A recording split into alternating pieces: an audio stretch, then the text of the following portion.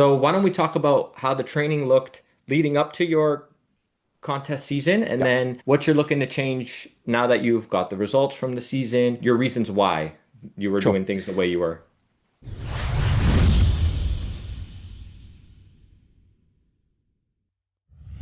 Majority of the time that I was in prep, my training split was pretty typical for what I'd been running in my entire off season, which was some form of like push pull legs. Now, in the last prep, I noticed, and again in this one, even the same thing, to be honest. But again, I noticed that as I diet down, especially as I bring off body fat through the more stubborn areas like my glutes. I sacrifice some areas that just don't have enough muscle.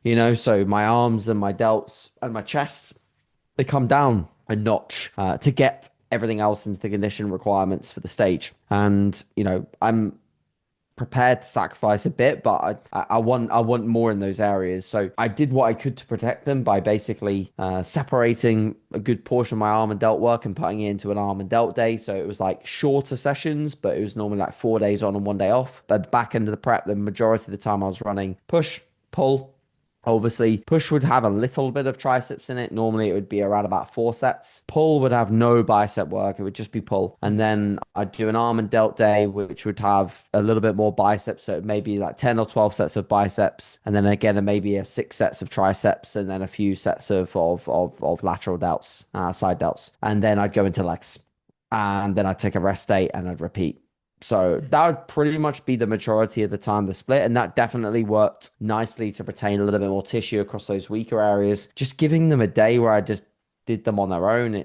It's not rocket science. It just creates better work set quality. So instead of doing them at the end of the session when I'm knackered and I'm tired, I'm dragging, I'm doing them when I'm fresh, I'm going in. It's the sole purpose of that session. All of that food and fuel and hydration, pump, blood flow, it's all going towards that body part. It's not going towards anything else. And I'm a firm believer that this is important as well in terms of improving a body part. I think giving body parts, especially when especially when you've been training for a long time and you've been doing something and it's still not been working for a body part, you have to look for something else. So starting to look to like creating these days that are a little bit more like specified towards your needs. As you've been training, I've been training now, what, like, yeah, like 12 years, maybe even more, maybe 14 years. So like specialization comes in at this point when you've been training for 10 years plus. So yeah, that was the majority of the time the training split. And I was happy with how it went. As for like strength retention, etc., I think it went pretty well, to be fair. Like there was some dips in strength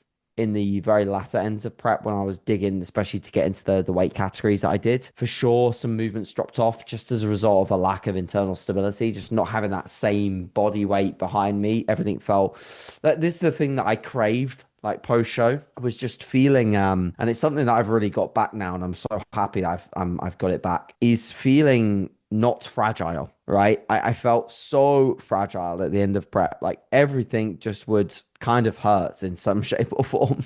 Putting the hack on my shoulders, it would just be like, ow, this hurts. I'd sit down on a leg press and my spine would be digging into the back pad and my glutes would be, I'd go for a bath and sit in the bath and I couldn't take a bath because my spine would hit the bathtub, It's like just not nice. I'm like, this is cool for a bit and like it looks great on stage, but there's so many things that come with prepping that just make you feel like really fragile and really Mhm. like just not I like feeling like I like Tough. feeling strong. Yeah, Yeah. tough. Yeah. So that's why there's a few things that coming out of the show I like immediately did. I put in some movements that I knew would make me feel that way again quite fast. Like pulling off the floor again. So Okay. I started pulling off the floor that like a Doug Miller style deadlift, like touch and go with a relatively controlled eccentric. That's my favorite way to deadlift for a bodybuilder.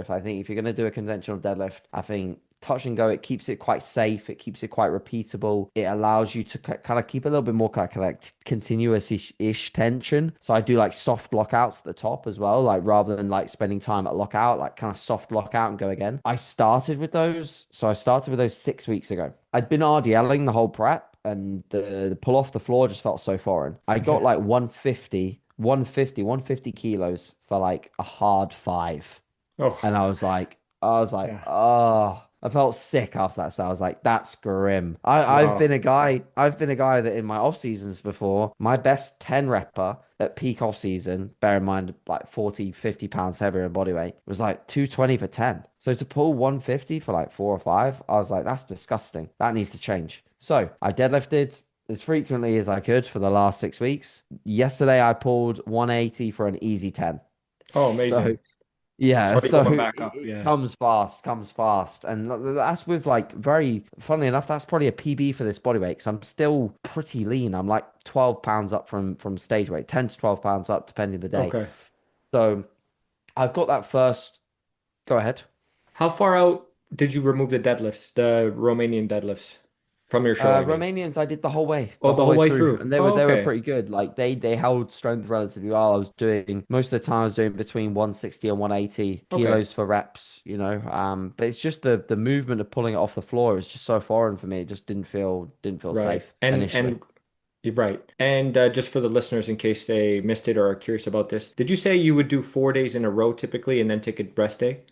Yeah, typically. But the Okay. arms and delts day was like a Yeah, yeah, 45, 50-minute session. You could argue sure. that that's almost a rest day, you know, in the grand scheme of things. And the order of it, was there a specific reason why? Like, did it cater to recovery a little bit better? Like, how did you, was it like push, pull, delts and arms Yeah, and then legs? Was that the order you yeah. did it in? Okay. That's it. That was the order. Gotcha. Big reason behind that. I like a day off before I train push because it's one of my weaker days. So coming off the Okay. back of a full rest day is normally good. Legs are a stronger body part, so doing them off the back of 4 days training is never a problem. And then the pull day slots in between it all really. And again, back is a stronger body part, so doing that off the back of a rest day versus push, it wouldn't make as much sense. Okay. Gotcha. So All right, yeah. that just for the listeners in case they're curious. I know some people get curious about those minor details and maybe understanding why the why is actually more Mm, helpful than what you're doing, right? Like because I think definitely. people are like, "Oh, what's your split?" But then they're like, and there's no follow-up question to that. It's like, But "Okay, why why? do you Yeah, care?" Yeah, but the why could be interesting because there's context around that, and then you think maybe like if I was to quote Ian Duckett here for a second, it's like, where does this fit into my principles, assuming you have any, and you're at a point where you do, right? Versus I'm yeah, just a rookie just getting into this, which is a very different thing. And at that point, you probably could benefit from coaching anyways. So that's a different definitely. different conversation. But yeah, continue though. Definitely. So yeah, post show, big focus has been on just building up resilience, building up movements that I wanted to put in. I've been doing some front squats as well, which are like the least optimal bodybuilding exercise on paper, but they're incredibly fun and they make me feel very strong, very stable. And again, I started doing front squats and I could barely hold a 60-kilo bar out in front of me. And now I'm doing reps with 110 kilos. And I can tell you one thing, Kenny, like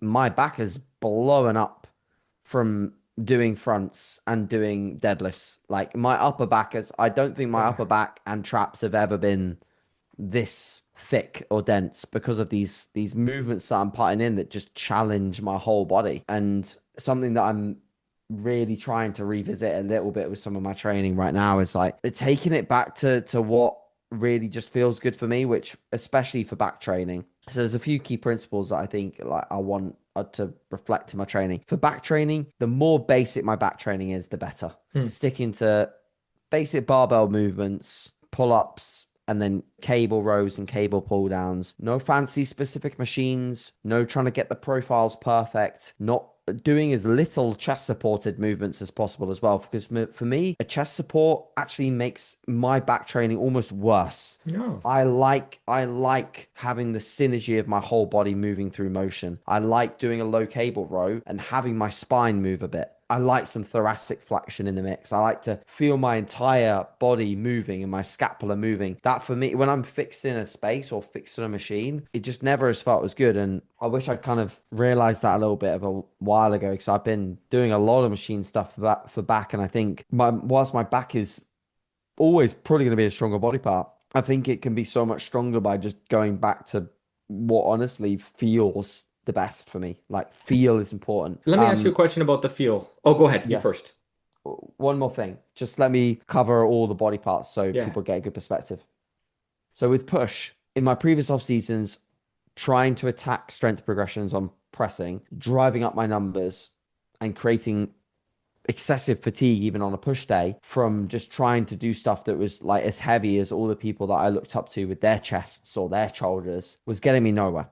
So what I've done is reset all of my presses, ditched elbow sleeves, ditched wrist wraps, completely raw. Go back to things again that feel good for me. So for me, a lot of the time that is dumbbell presses and then machine converging presses. Like those are my go-tos. I tried for a long time to like keep Smith machine stuff in rotation, but when I don't have a converging action on a Smith machine, it just doesn't ever feel as good for my pecs versus a good converging machine or a dumbbell, which again, a dumbbell naturally converges, right? You can also with a dumbbell play around with your arm path quite a bit. So, whereas I was getting some niggles through my neck and traps specifically, and a lot of that I think was down to just being on fixed stuff for way too long. I know it sounds like, oh, but surely a dumbbell is more risk. I'd actually argue that a repetitive movement of a machine always, or a Smith machine, is actually more risk than doing a dumbbell where you get the opportunity to come in each session. And if something feels a bit off, let's say this left shoulder feels a bit like, oh, a bit off, like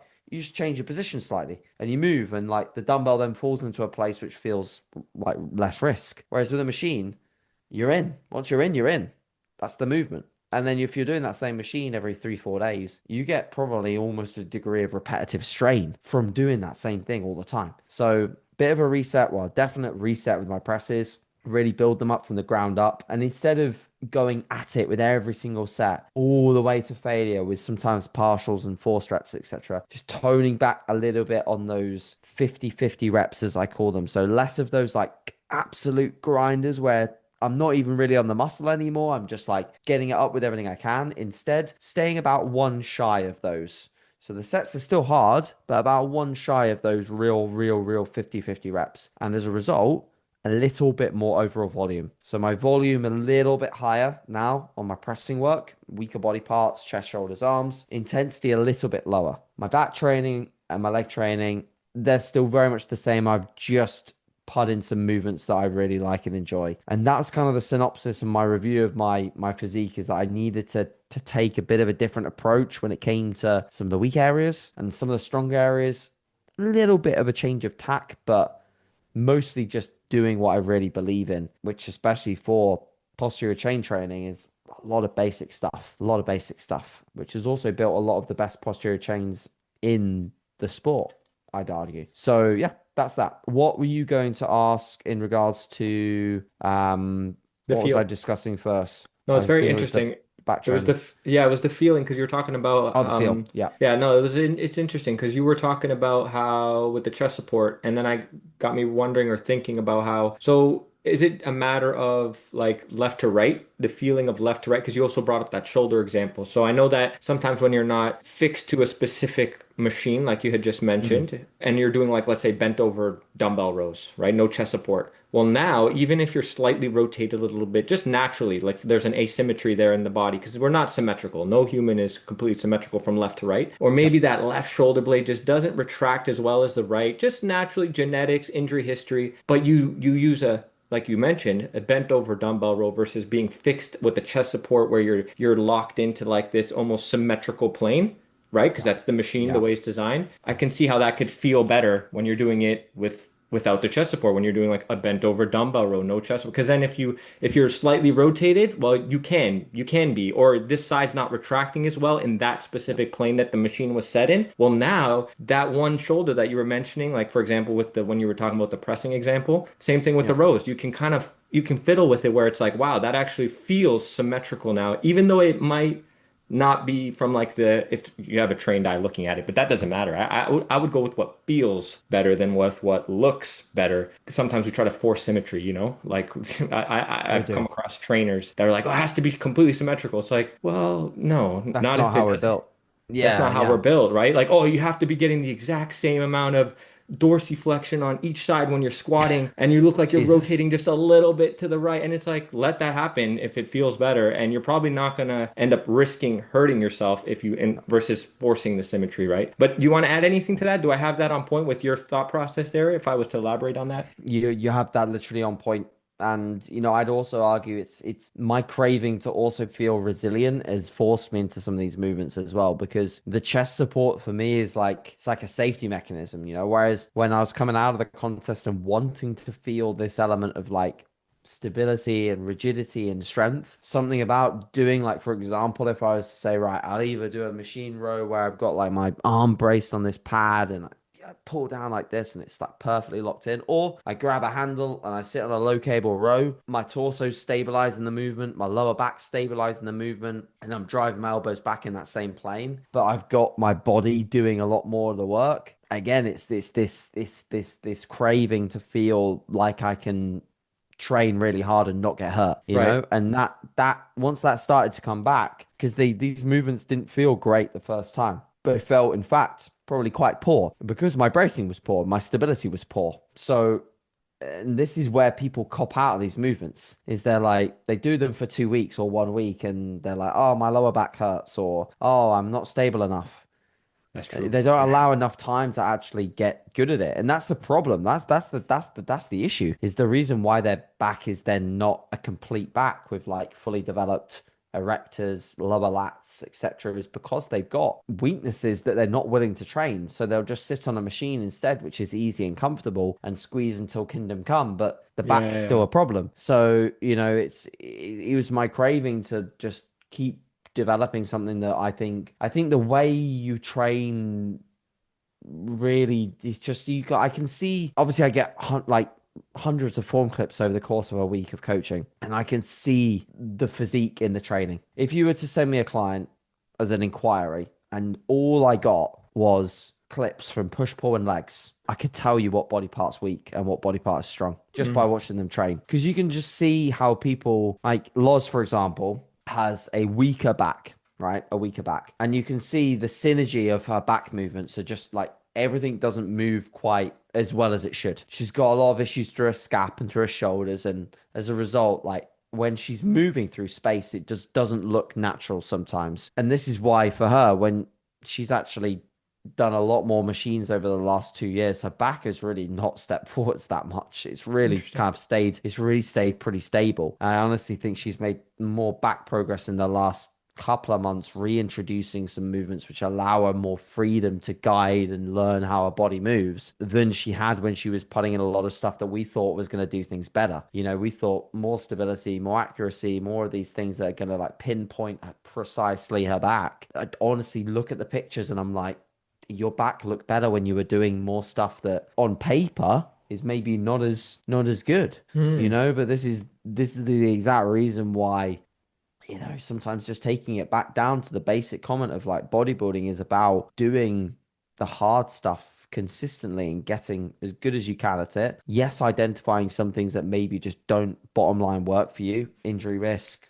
things like that, of course, 100%. But bodybuilding basics is, and we can finish on this if we want to Yeah. wrap up, it really is just hard work and consistency and leaning into finding what works for your body. Yeah. And that's something that people do lack right now, is that ability to find stuff that does work for them. They're so perplexed by the guidance that obviously as educators, even myself is trying to put out, but that's why educators should never speak in absolutes, because Yeah. it sends a lot of these younger people down that wrong path of thinking that they can't deadlift because of an injury risk or everything needs to be perfect in the gym.